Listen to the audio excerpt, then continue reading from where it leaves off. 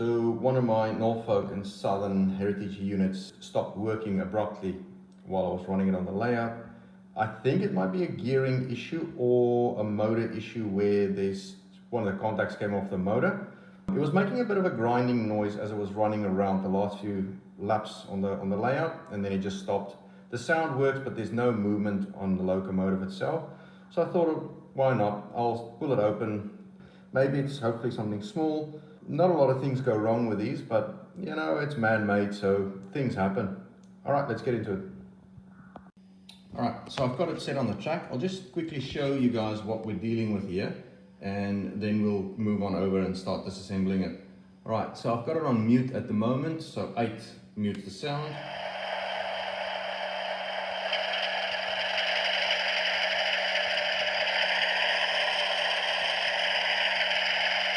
So she's throttling, but nothing's happening.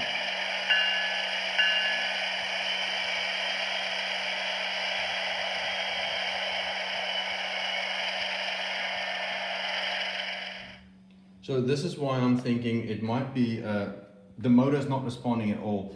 If it was a gearing issue, it will still try and move, and it'll still be a bit of a grinding noise or some sort of a motion. But there's nothing, which leads me to believe that the motor is completely not getting power, whether it's the circuit board not sending power or one of the wires not connecting to the motor anymore. Something has gone astray on that end. So we'll open it up and see what we're dealing with. Okay.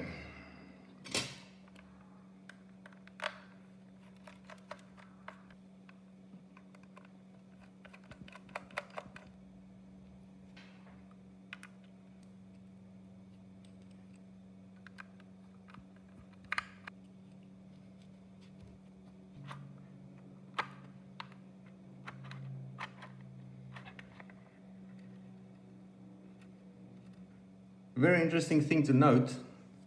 Have a look at that. So that is Bachmann trying to balance their flywheels. So they're actually balancing these things beforehand. I don't think other manufacturers do that. That's interesting. Very interesting. So the motor spins there. I've already found the issue, an issue. I don't think it's the only issue. So the motor spins freely, but I don't know if you can see it too well. So the motor spins, that drive's not moving. So I snapped the drive on this.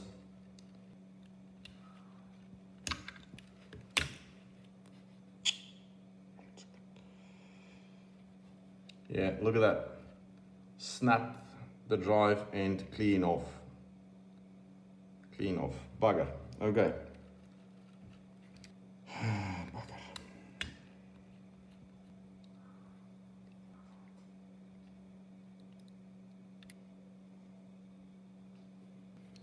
So I'm just having a quick look. The boards look alright. I don't see any burn marks.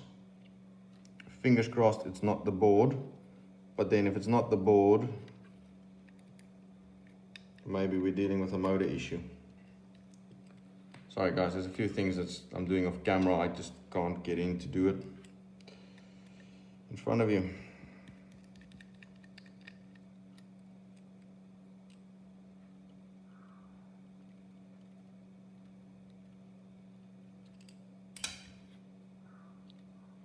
It's a pretty neat install that Bachmann's got going on here, to be honest.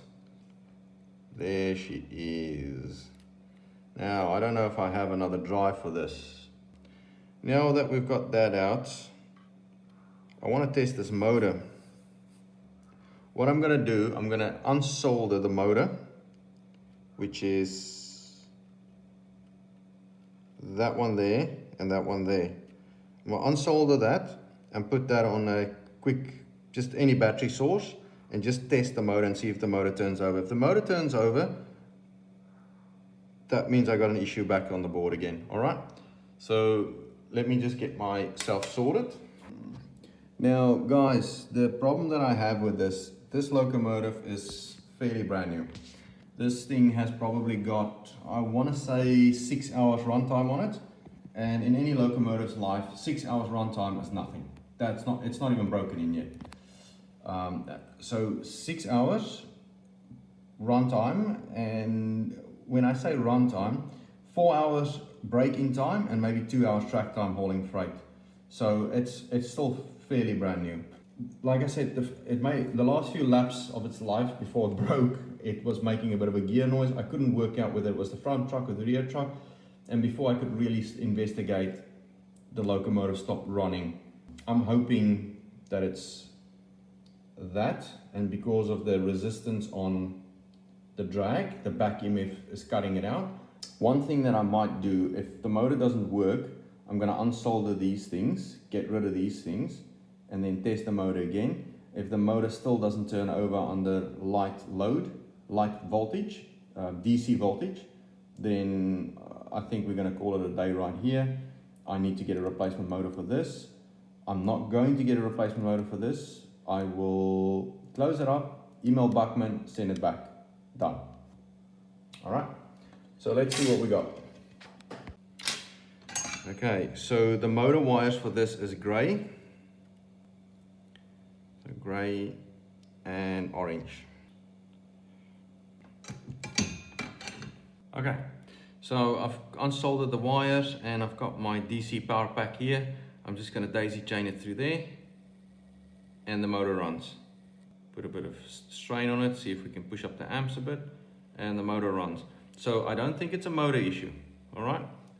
That means I got an issue with the board, which is just as bad. It's probably worse. I'm gonna resolder this back in, see if I can get this drive shaft. I don't know what I'm gonna do with this drive shaft, because I'm pretty sure I don't have any of the right length for this drive shaft. So I'll have to get a drive shaft anyways. I'll have to email Bachmann and see if I can get a drive shaft out of them. If the board's broken, I'm gonna send the whole locomotive back to them and say, fix this. All right, let me get that resoldered back in and we'll take it from there. All right.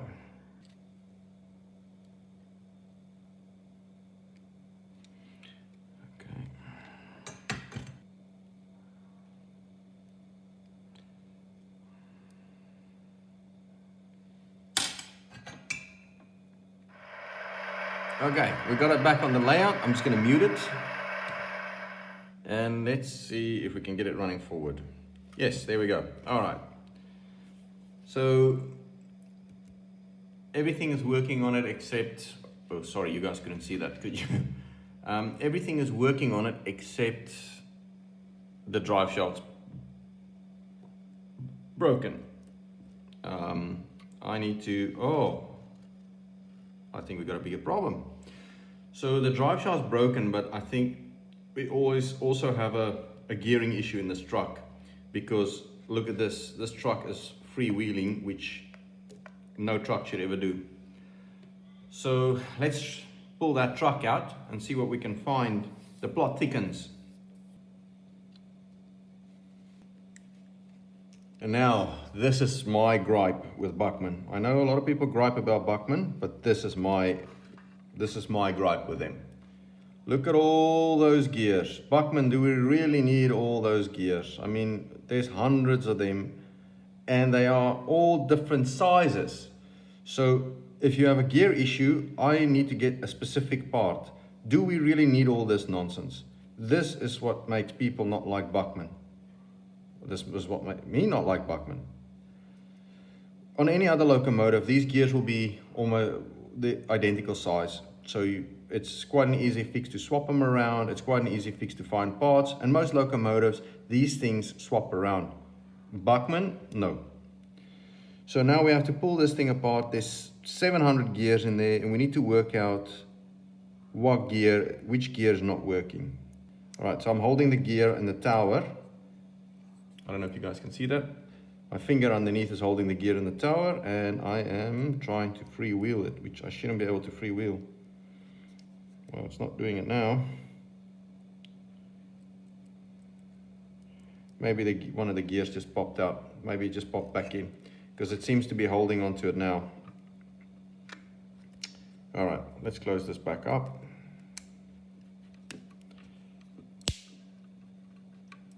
Okay. I am going to Oh my. I don't know if you guys can see what I'm seeing. That's hollow.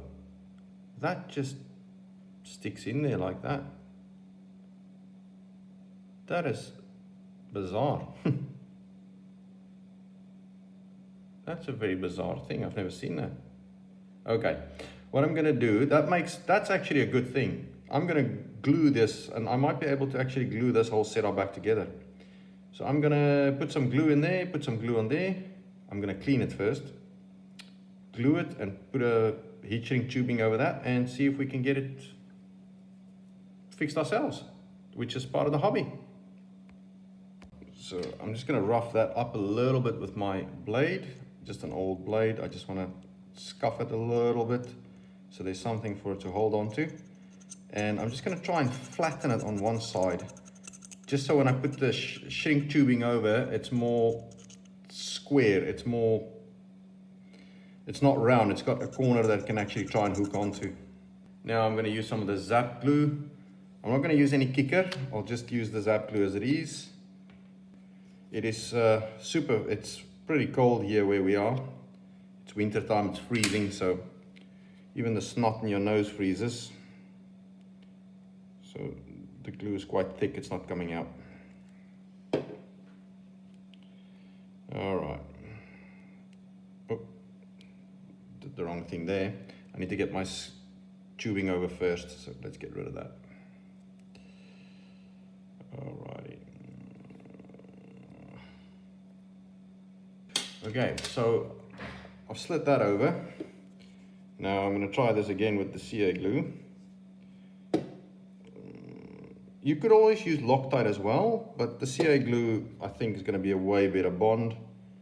Pop that on there, and then I think this shaft, this little drive shaft, should be at almost a 45 angle out of each other, just to give you a good rotation. I don't think it should be straight. Okay, so I've glued that in. I've glued that in, and I got my shrink tubing on. Move that forward a little bit. She should be nice and dry now. Move that forward. And then you come in with the soldering iron, and you just, make sure the tip is clean, and you just shrink the heat shrink tubing onto the shaft. It'll just help, it'll just make it a little bit of a better bond. This is temporary, guys. I'll order another drive shaft in for this. I don't like having my Loco sitting open like this. I don't know how long a drive shaft is going to take to get here. You know, everything is coming on these slow boats from China. All right, so that's what we got going on with that.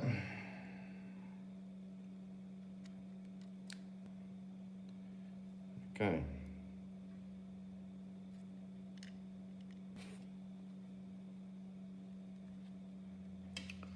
Okay. Now, and I've assembled the locomotive.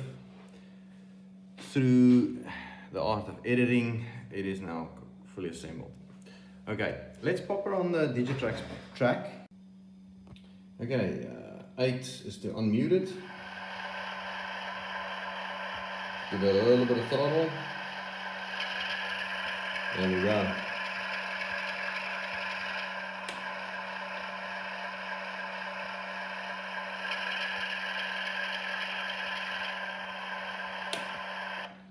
Okay, I think that's pretty much it for this video. That sort of wraps that up. So, issue we had a snapped drive shaft, and for some reason the motor function on the locomotive also stopped working. I think that might have been a failsafe actually. So we unsoldered it, tested it, motor was good, resoldered it back in, and it came back alive. What I think happened here, it might be temperature related, guys. It's really cold where we are, and that drive shaft is so thin, you know, and it's plastic. So plastic, when you freeze anything, even metal, it becomes glass. Plastic is no different. It becomes brittle, and under a bit of load, and she was running with a heavy load, and she had a few locomotives in with her in consist. I do speed match my locomotives, but I think there was a bit of tug of war. There's always going to be a tug of war with these things, and it was just enough to kill that shaft on this locomotive. So something to note, guys, temperature do play a factor. In warm temperatures, these things melt, the grease run out of them. In cold temperatures, these things break, the grease freeze up in them. So it's sort of finding a happy medium again with these things in terms of storage, maintenance, running, etc., etc. Always something to keep in the back of your mind as well. I hope the video helped, guys. Yeah, thanks for watching.